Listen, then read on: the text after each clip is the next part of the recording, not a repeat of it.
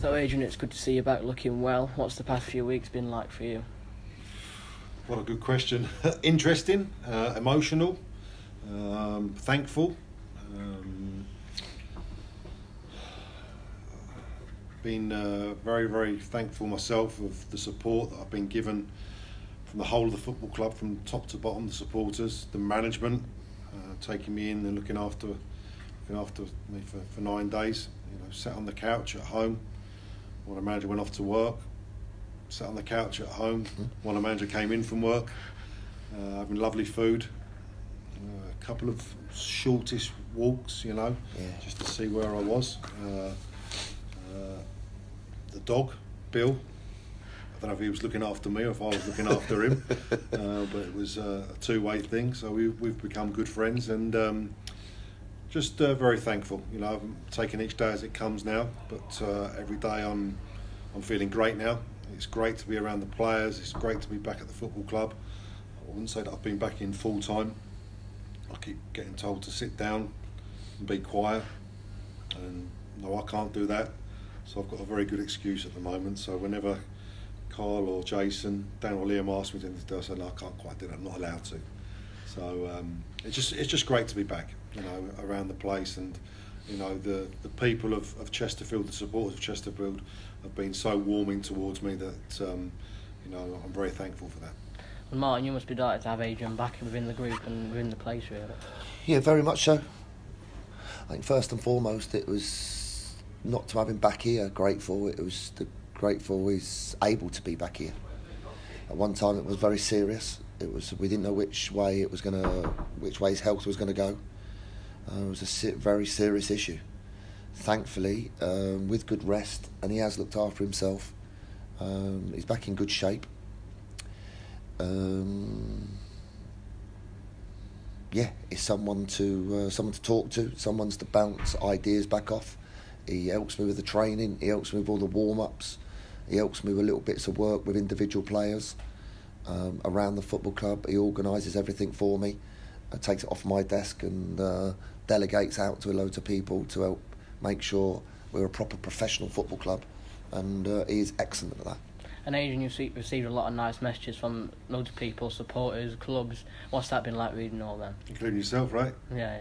No, it's I don't like all that adulation, but I understand that obviously people are concerned, and obviously the manager has spoken a lot of kind words that have obviously gone out, locally as well as over the country, and it's very heartwarming, when you're just going to Morrison's like I was yesterday. I wasn't driving, I walked from my flat. I was allowed to do it, but he did turn around and said, "What are you doing?" I said, "Well, I sat on a bench halfway between the shops and getting to Morrison's, and a lady who works in Morrison's came up to me, "How are you feeling?" And I didn't have no Chesterfield kit on like I normally would do, like I'm dressed now, and I must have spoke to her for about 15 minutes. She said, "Well, that's how Chesterfield people are." And I can't say thank you enough, for all the concerns that everyone's shown towards me, all the messages that have been sent to me on social media, cards, letters. I have tried to reply to a lot of them individually, but there has been a lot, not just from this football club, which has been amazing, but from other football clubs that I've been at, the Barnet supporters. They've sent me messages, Leyton Orient, Luton Town, Swindon Town, and as far as over in the US. So I'm very, very thankful. But for me now, like I've spoken to everyone else, that it's really now it's just to concentrate on the football club and the players, and continue to the good start that we've had. Just quickly touch on Salford, Martin. Do you think your team deserved more from the game? Yeah, very much so. Yeah, we had 4 good chances in the first half. Very good chances. Could have been. I know they scored 1. We played some really good football. It's probably, I would say, the best performance we've had since I've been here. A couple of individual errors have cost us dearly, but apart from that, overall, I would say the way we played good football. We were very tenacious. We dominated the game, and we should have got more from it. But we can't hang on that week in, week out. We've got to make better of it to ensure that we do come home with those points. Obviously, it's been 2 defeats in a row. Not the greatest, but how do you turn the momentum around, you and your coaching staff? Oh, we look at videos, look at identify the areas that we need to improve. Our analyst Dan does a really good job helping us put all that together. We show the players some of the bits and pieces we could improve, sometimes individually and sometimes collectively. And then we also show the players all the good bits and highlight the good parts of play and good passages of play where they've shown good form. And then get out on that training pitch and do coaching and passing drills. But I must stress, it hasn't been a good 5 days. But the team has given everything they've got. No one here was celebrating with champagne when we were top of the league and no goals scored.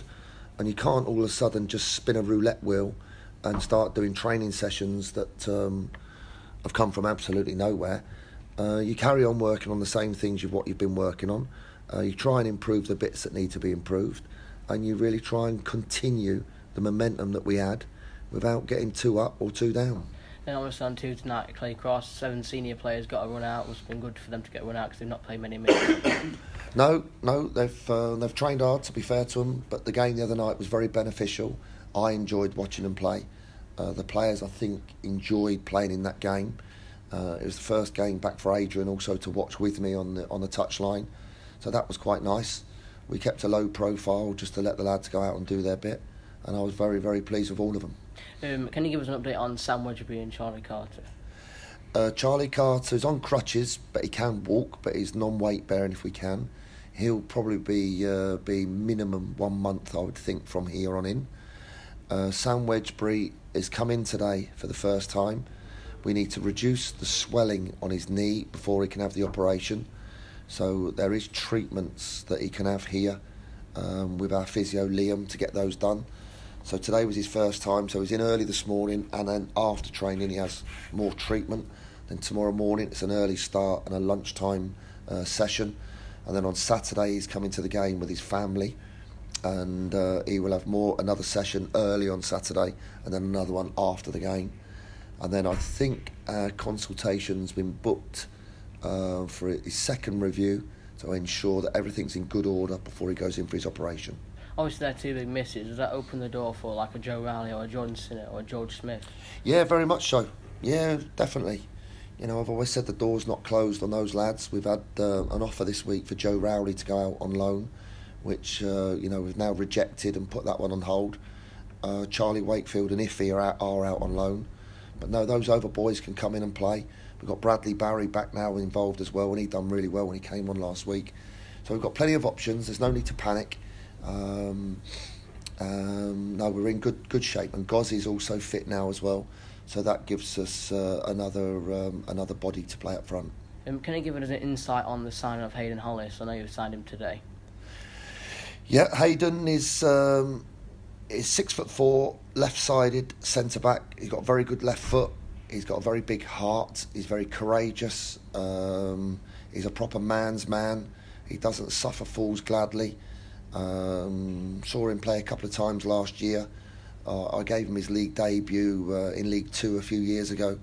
I'm surprised he was let go by that club because he's a homegrown warrior of a man, and he heads balls out at set plays, which is, as we've seen from the last 2 games, is absolutely crucial.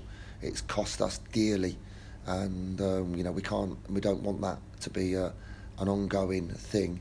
You have to defend set plays. It's an absolute must. Last question for both of you. What can we expect from Barnet, Adrian, first?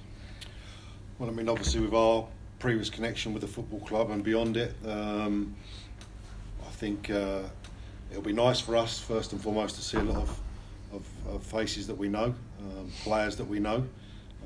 But as we know in this game, that when any other team that you've played for or you've coached come up against you again, they normally try that little bit harder.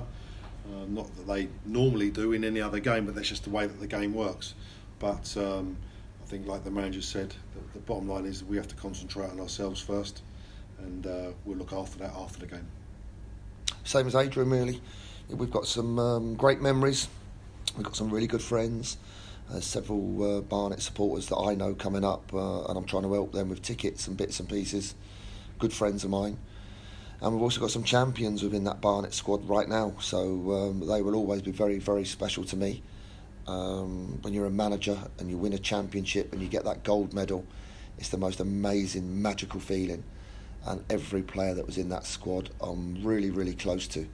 And some of them are coming back here on Saturday, but I will wait until after the game. And I respect everybody that's coming up, of course, but we've got a match to play, and then after the game, it'd be lovely to see them all. Thanks, Martin. Pleasure. Thank you, Adrian. Okay. Good luck.